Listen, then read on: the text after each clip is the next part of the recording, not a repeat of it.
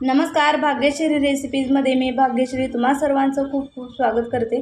तर हरे कबाब सगळ्यांनाच आवडतात। तर ही रेसिपी कशी बनवायची आज मी तुम्हाला बनवून दाखवणार आहे। तर व्हिडिओ शेवटपर्यंत पहा आणि व्हिडिओ आवडला तर व्हिडिओला लाईक करायला विसरू नका।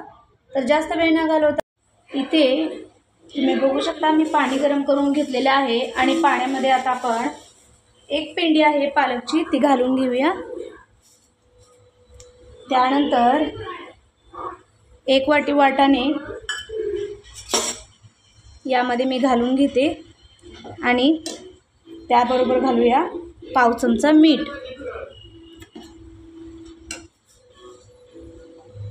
आणि अगदी थोडीशी साखर यामध्ये घालूया। यामुळे काय होतं, पालक आणि वाटाण्याचा जो कलर असतो तो अगदी तसाच राहतो,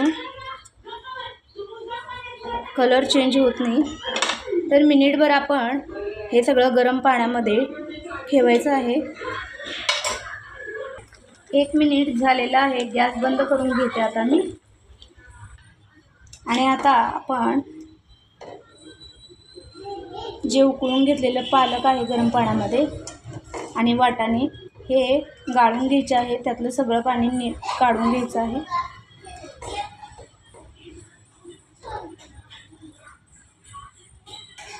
यातलं आता आपण हे भाजी आणि वाटाणे आपण गरम पाण्यातून बाजूला काढलेलं आहे। तर आता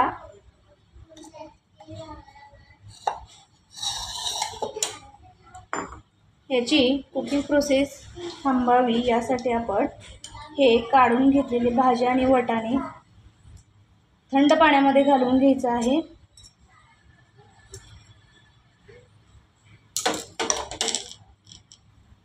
थंड पाण्यात घातल्यामुळे कुकिंग प्रोसेस थांबेल याची।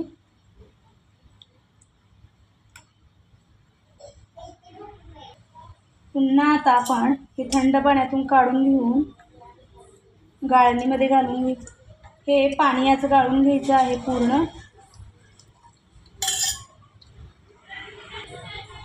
हे असं छान प्रेस करायचं जेणेकरून यामध्ये असणारे एक्स्ट्रा पाणी सगळं निघून जाईल आणि हे कोरडं होईल पूर्ण व्यवस्थित।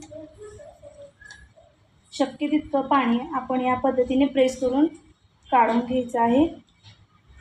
आता आपण पाणी नितळून घेतल्यानंतर हे मिक्सरच्या भांड्यामध्ये घातलेलं आहे। यामध्ये मी 2 मिरचीचे तुकडे घालून घेतलेले आहेत। त्याचबरोबर यामध्ये मी 3 ते 4 लसूणच्या पाकळ्या आणि अर्धा इंच आलं तुकडे करून घातलेले आहेत। हे सगळं आता मिक्सरला आपण वाटून याची पेस्ट बनवून घेऊया। इथे आता मी एक पॅन घेतलेला आहे, तुम्ही बघू शकता, आणि पॅनमध्ये 2 पळी, छोटी जी पळी असते आपली त्या पळीने तेल घालून घेतलेलं आहे। तेल छान गरम झालं की यामध्ये मी ही बनवून घेतलेली पेस्ट घालून घेते। मीडियम फ्लेमवरती आपण हे जोपर्यंत अगदी कोरडं ड्राय होत नाही तोपर्यंत एकसारखं असं हलवून छान भाजून घ्यायचं आहे। यामध्ये मी वाटत असताना लसूण आलं घातलेलं आहे। तुम्हाला जर तसं नको असेल तर तुम्ही फोडणीमध्ये आलं खिसून घालू शकता किंवा लसूण देखील ठेचून थोडासा घालू शकता। तुम्ही बघू शकता हे आपलं पालकची जी पेस्ट आहे छान कोरडी झालेली आहे, यातलं सगळं पाणी सुकलेलं आहे आणि आता छान असा गोळा तयार व्हायला सुरुवात झाली। आता आपण गॅस बंद करून घ्यायचा। एवढ्या प्रोसेस नंतर देखील याचा कलर किती छान राहिलेला आहे, तुम्ही बघू शकता। हे थोडंसं आता आपण थंड करून घेऊया। ते थंड होते तोपर्यंत आपण यासोबत खाली जाणारी स्पेशल अशी दही चटणी आपण बनवणार आहोत। त्यासाठी इथे मी पुदिन्याची पाने घेतलेली आहेत थोडीशी, त्यानंतर कोथिंबीर घेतलेली आहे, धुवून बारीक चिरून घेतलेली आहे। त्यानंतर यामध्ये अर्धा इंच आल्याचा तुकडा काप करून घातलेले आहेत मी। त्यानंतर घालूया आपण यामध्ये पाव चमचा गरम मसाला, पाव चमचा आमचूर पावडर, 2 मिरचीचे तुकडे, चवीपुरतं मीठ आणि दही, 4 चमचे दही आहे,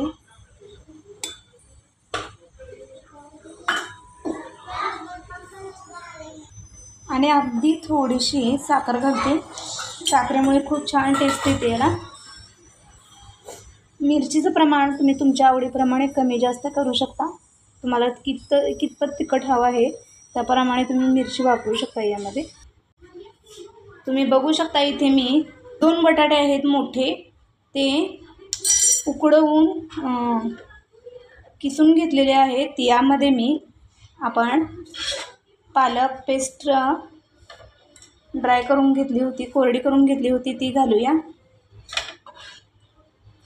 पालक आणि वाटाण्याची जी पेस्ट आपण बनवली होती ती घालून घेऊया यामध्ये. यामध्ये आपण चिरून घेतलेला आहे पुदिना, आणि थोडासा पुदिना चिरून घेतलेला आहे तो घातलेला आहे, आणि थोडीशी कोथिंबीर बारीक चिरून घेऊन घातलेली आहे. त्यानंतर घालते मी पाव चमचा हळद, चवीपुरतं मीठ, त्यानंतर घालते अर्धा चमचा धणे पावडर, पाव चमचा आमचूर पावडर,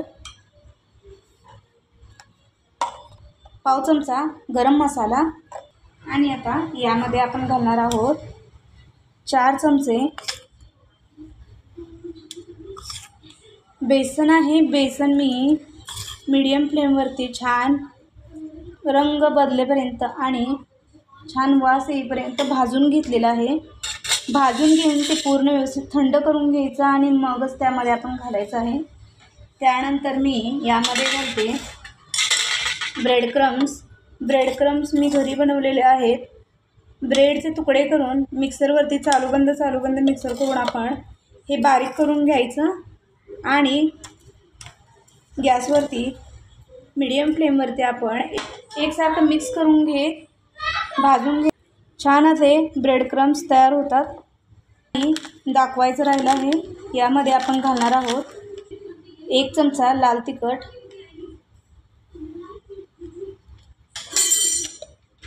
आणि आता हे छान आपण मिक्स करून घेऊया.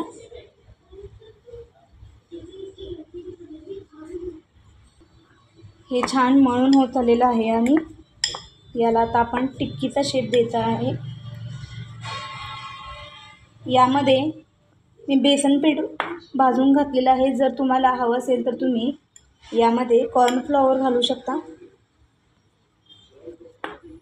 त्याने देखील छान क्रिस्पी होतात. आणि ब्रेड क्रम्स नसतील तर नाही घातले तरीही चालतं. घातल्यामुळे याची टेस्ट तर वाढतेच, पण छान क्रिस्पी देखील होतात. याचा लिंबा एवढा छोटासा गोळा घ्यायचा आहे, आणि या पद्धतीने याला गोल करून याला टिक्कीसारखा शेप द्यायचा आहे. ज्याप्रमाणे टिक्की बनवतो त्या पद्धतीने शेप देऊन घ्यायचा आहे. याला शेप देऊन घेतलेला आहे छान आता. आणि आता यामध्ये आपण एक काजू आहे, काजूची एक पाकळी आहे यामध्ये असे या पद्धतीने हलक्या हाताने प्रेस करून घ्यायची. आणि याच पद्धतीने मी सगळे कबाबना शेप देऊन झालेला आहे. आणि इथे तुम्ही बघू शकता एका पॅनमध्ये मी तेल गरम करून घेतलेलं आहे. यामध्ये हे कबाब मी घालून घेते.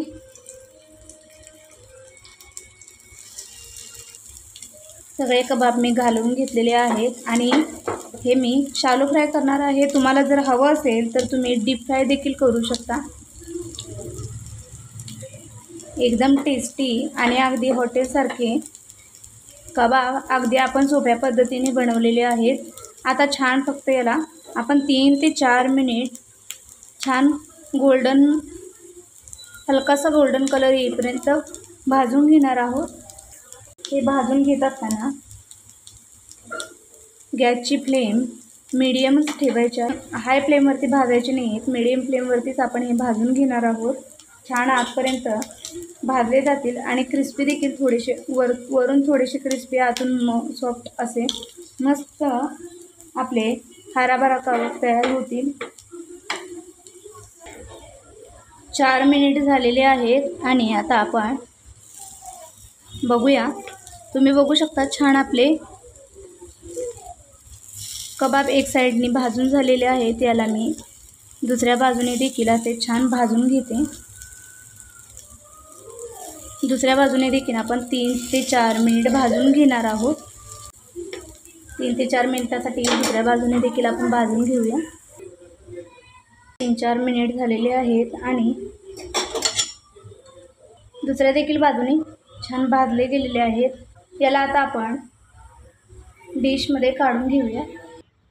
तर मस्त अगदी हॉटेलसारखे टेस्टी हराभरा कबाब आपले खाण्यास तयार झालेले आहेत. ही रेसिपी जर तुम्हाला आवडली असेल तर व्हिडिओला लाईक, शेअर आणि सबस्क्राईब करायला विसरू नका. त्याचबरोबर बेल आयकॉनला देखील प्रेस करा, म्हणजेच असे छान छान व्हिडिओ अपलोड केले की लगेचच त्याचं नोटिफिकेशन तुम्हाला मिळेल आणि आपली रेसिपी पाहता येतील. तर वेळात वेळ काढून आपली ही रेसिपी पाहिली त्याबद्दल तुम्हा सर्वांचे खूप खूप आभार. भेटूया पुन्हा अशा छानशा रेसिपीसोबत. धन्यवाद.